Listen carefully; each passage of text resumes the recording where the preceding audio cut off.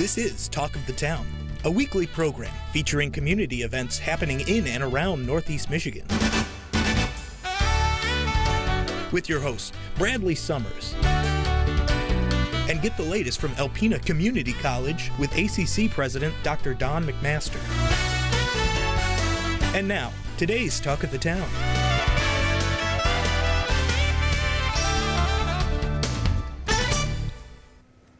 Good morning and welcome to Talk of the Town. I'm your host, Bradley Summers, and this morning I have two very special guests from the Alpena Senior Citizen Center, Matt Poley and Annie Hepburn. Hi. Hey, Hi. Good morning. How are we doing? Good. Thank you both for being here. Thanks for having us. A very pleasant surprise, Matt. Hey, glad to help out. And it's good to see you. And thanks for Annie and for you inviting me. I mean, this is just a good opportunity to kind of connect about something that I think a lot of people don't really see all that stuff that happens behind the scenes. Well, absolutely. And, a lot of people, recognize you with the school system as a teacher, an educator, and on the backside, you're involved with so many different organizations here in the community as a board member. And right now you are the chair or the president of the Senior Center's board, correct? Correct. Yep. Been doing that for a while and love it. And with that being said, you have some very important things that are coming up when it comes to, especially starting March 1st, you have your Meals on Wheels campaign that's going on, or will be starting. And we'll talk a little bit about the board presence and the board, understanding of the board's role with some of these campaigns. But Annie, will you give us a little bit of an update on what is happening on March 1st? So March 1st through April 30th is normally our Meals on Wheels kickoff for our campaign every year. But this year we really need it to be bigger and better, and we are probably going to expand that a little bit longer just because of the increased cost of food, the increased need for seniors. Our numbers are going up, the food costs are going up. Unfortunately, the budget's not going up. So we really need to look at the community, local businesses, kids that don't live in our community but their parents are receiving our services. That's the bigger picture that we want to get across in the Alpena County, because we do provide for the full Alpena County. And I think a lot of times the people that live out of the city don't realize that they could be getting Meals on Wheels. So again, with that would increase our numbers, that's going to increase our food costs and all of that. But with the cost of everything going up, I know that our seniors are struggling and they can't afford gas, insurance, food, and all of that. So our numbers are going up, so the need is there. And that's why this year we really want to put a big push for a fundraising campaign and have our goal like $100,000, and that is huge for us. It is big. That's a big campaign for us. Well, and just to put it into context, how many meals does the Meals on Wheels program serve each year through your organization? So Meals on Wheels alone is about 60,000. Congregate and Meals on Wheels is over 72,000. Right now we have over 222 clients just receiving Meals on Wheels, and that is the most we've ever had. Last month we had 26 new clients sign on for Meals on Wheels. That's the most we've ever done. And new sign-ons for Meals on Wheels. So, and what is the process for, someone say they're watching today and they say, well, this would be a really great asset to my life and make things a lot easier. How would a person go about signing up for this program? So basically, they just need to call the Senior Center at 989-356-3585 and ask for Mike Stauffer, and he's going to do an assessment. It's because of our funding, we have to ask some questions. Most of the people that receive Meals on Wheels are homebound, but they don't have to be permanently homebound. They can go out for appointments. There's certain questions that he has to ask.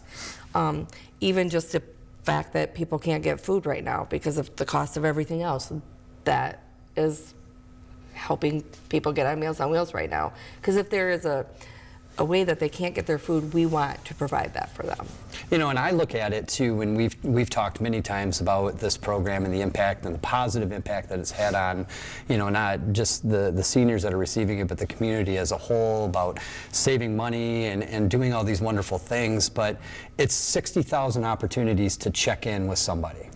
Yeah, and recently I just asked some of our staff members, like, why do they come to work? What is their mission? Why do they do Meals on Wheels? Because most of them are retired individuals.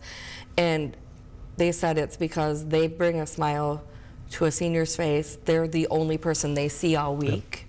I mean, and if you think about that to see one face a week, I mean, think about how many faces we see every week.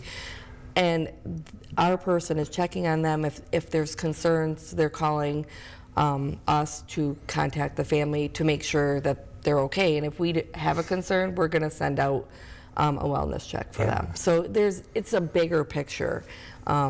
So yeah, and we are a lot of times the only person they see. Yeah, and it's just that passion that you bring to the program, that the team brings to the program, and it all equates to that wonderful impact. And I'm always astounded by the numbers, 60,000 meals.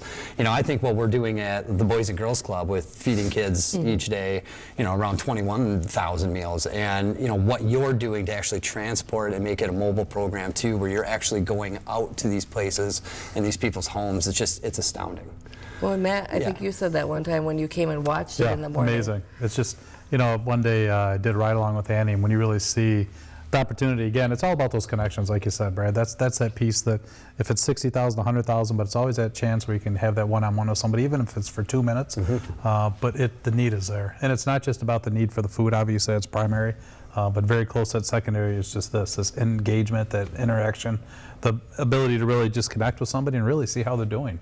But I tell you, it's pretty heartwarming when you see some smiles on folks when you roll up, and the whole day was just one big story after another. And I tell you, it's still, well, you can see it still brings a smile to my face. And everyone, oh, Annie, so glad to see you, and oh, thanks for coming. And, and that's what it's about. And we know the Meals on Wheels drivers see that each and every day. Yeah, and so, as I was talking a little bit at the beginning, how vital it is that nonprofit organizations in this community have engaged board members. And, I've had, a past working with you on a board for an organization I'm with, and I know you bring that passion. And talk a little bit about why it is so vital that having that engaged board to make things successful within an organization. Well, I work with great people. Thank you, but I mean, you see that passion of what it is, and there's so much. There's really a direct correlation between the youth and our seniors, and it's really our job as a community as a whole to help raise both and take care of both. And I think the driving force behind that is you find that mission, that thirst for it, and you make sure you get yourself plugged into where you can think you can do the most good. And a lot of times, most of what we do is behind the scenes, and that's the way it should be. Annie and BJ and the rest of the crew and Mike, they do a phenomenal job, and the kitchen staff, every single day they make a difference. But it's our ability to help get those things in place. And a lot of that does deal with things like policies and procedures, but primarily it's funding. What do you do? How do you reach out to folks? How do you make sure? Annie was mentioning the cost of food, which has gone up, 35 to 40% for us. That's a curve that you just can't maintain. And somewhere in there, you got to be able to balance that out. How can we as a board help to really put those pieces in place so they can still do what they need to do without being distracted by the gray cloud that's always going, hey, we need more money. And this firsthand with the board, you're like, hello, what can you do? So, I think that's the primary focus of being on a board like that, is giving something you can give back, but really take the burden off of the folks so that we can help support you in the ways that need to be done. Yeah, and it goes back to that mantra too, that because you're an executive director or leadership within a position, you don't have all the answers. And to be able to go to a board of directors that's engaged and understands, and be able to provide that wisdom is so vital to the development of Annie's position and everybody within the organization. So thank you so much for being on today to talk about your role and the impact that you have as a board member. And of course, Annie, thank you for everything that you're doing. Each and every day, right? And after the break, we'll continue our conversation about some of the wonderful services too that are going on, and some of the wonderful initiatives that you have going on at the Senior Center. Sounds great. Stay tuned after the break with more from the Alpena Senior Citizen Center. Welcome back, everyone. We're continuing our wonderful conversation with Matt Poley and Annie Hepburn from the Alpena Senior Citizen Center.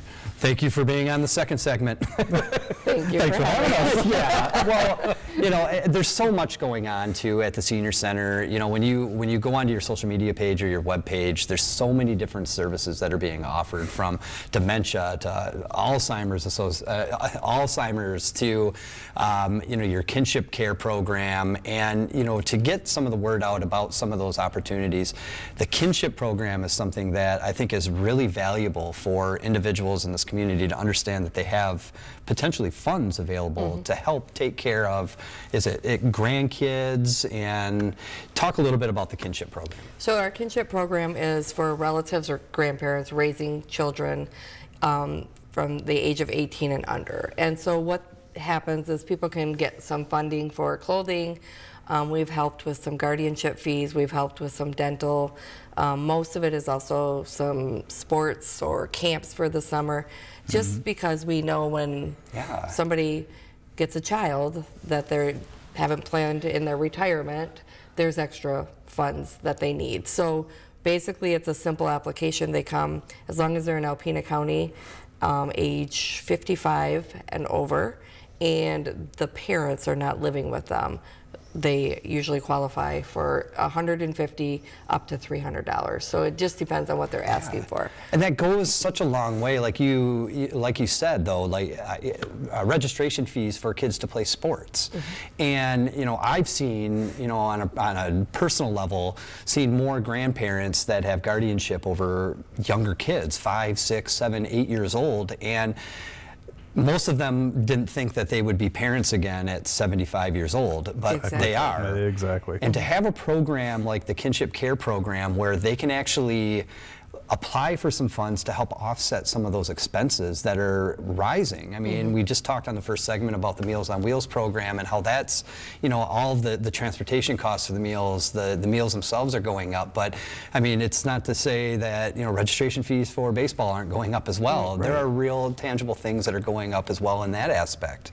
And young kids grow out of clothes so fast. So I mean, in shoes and Everything, you know, jackets, the gloves, seasonal mittens, stuff, and it's, again, they didn't think that they were going to be raising their grandkids, and it's a lot of times it's not just one. There's it's 2 or quite often 4 or it's whatever, and they also have other situations going on that those grandparents need help with. So we don't offer any support groups or anything for kinship, but we do hook them up to other resources. So, you know, again, I think I just reached out to you about summer camps and what is there out there for kids, so that if a grandparent calls me, I can say, hey, these are the options, and we can help you fund part of that. Well, and that working with that collaboration to know that, you know, if these are situations that arise, that scholarships can be provided to these families and things as well. And, you know, I think that's so vital too, as, you know, individuals that are in the nonprofit world, to understand that there are so many different resources that we could be exercising and collaborating on different projects, you know, to bring a lot more impact and service learning and educational components to everything.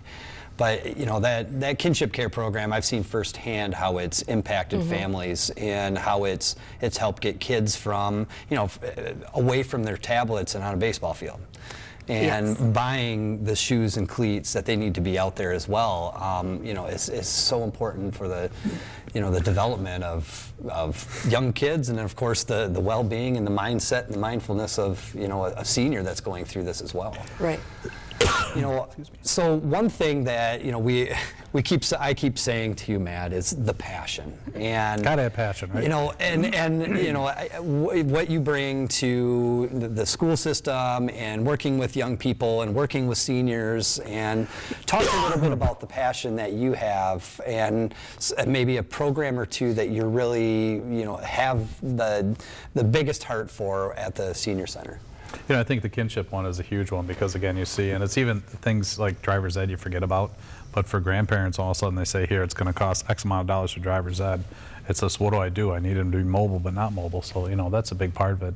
I think really what brought me onto the whole, this connectivity piece is we're really trying to connect the seniors and the students together. And several years back, we worked with BJ and Annie and came up, developed a program that really, it allowed students to really get connected on both ways. They were trained through Annie and BJ and actually earned their Safe Serve Safe. Serve Safe. Thank you. You think I'd get that right after always. Anyway, that. And from there, really, they worked firsthand with the kitchen staff. They really worked with the folks in the community to get them into there, and then also worked with the seniors.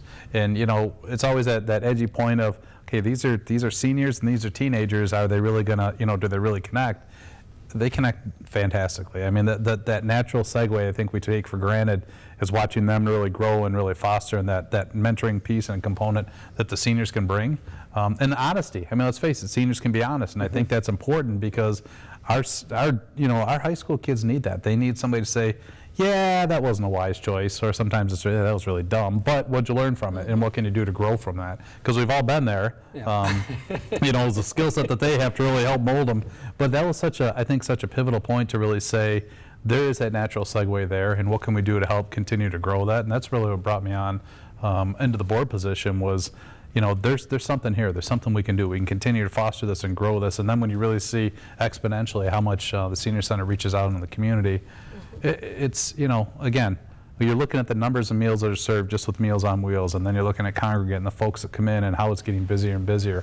All that interconnects, because even right back to the student side, those are the ones that are going to be taking care of all of us. They're going to be working with us. They're going to be working for us. They're going to be taking care of us. How do we build that bridge? Yeah. But that's where that passion comes from. It's just point A to point B, but there's such a cool relationship between seniors and especially high school kids. It's awesome. It's so cool to watch them learn together. Oh, huge, huge, you know, and fun. When a 70-year-old learns from a 17-year-old, and then that 17-year-old can learn from that 7-year-old, it's a pretty incredible. It's pretty incredible. It is, and it's not scripted. It's just that stuff that just happens. Some of my most amazing mentors are seniors. That's why I do what I do every day, because I love the senior population. Wow. And I've always loved the senior population. And it's that wisdom. Enough said, right? Enough said, yeah. Always. I mean, that's why I went to college. That's the only reason you went to college, huh? It is. Other than that. Well, I've told you this many, many times in one-on-one conversations and on this show before, but the community is extraordinarily lucky to have you. And the passion that you bring to your position and to the community for the work that you're doing is exceptional. Thank you. And, you know, you're a friend of mine. We see each other quite often in the community at events. And we don't ignore each other, which is really fun. So that makes you a real friend. I think. Not just a fake friend, a real friend. Yeah. You know, I'm so thankful, you know, for like not only your friendship but the leadership that you provide the community. And you know, we know that with the organization that you have, it's being run well with so many opportunities for our seniors and for students in the community to be able to learn. You know, bringing on wonderful board members and having people like Matt and your other board members, you know, is a testament to the work that you and your team are doing over there, because people want to jump on the boat of success, and they want to be part of something that is making an impact. And we couldn't do it without them. So. Yeah, we have a great board. I mean, they're a great bunch of people. So, well, thank you both so very much for being on the show today. Please keep up the good work. We'll continue to call each other with questions and be friends. Yeah, and be friends. Don't ignore me. And thank you again, Matt, for being here today. Beautiful seeing you. Thank you all for joining us as we continue to learn about the world of nonprofits in our local community. Please stay tuned after the break for the ACC segment.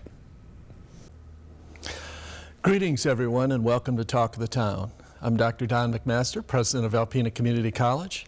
I'd like to take our time together this morning to talk a little bit about student housing at ACC, one of the big pieces of college business that we're focused on.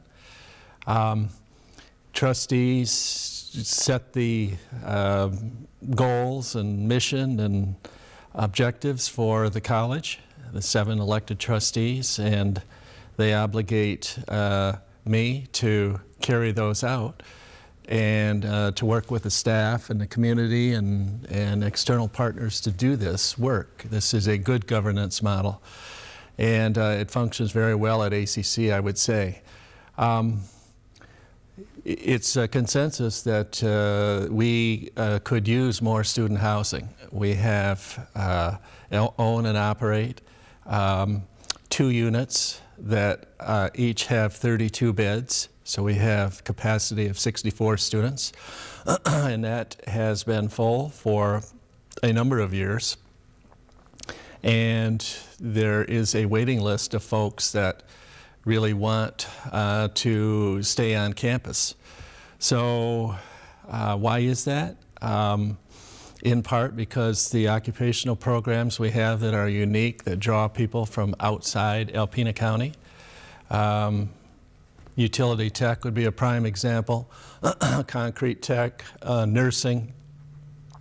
Those are key, welding, manufacturing. These would be draw folks from outside the region.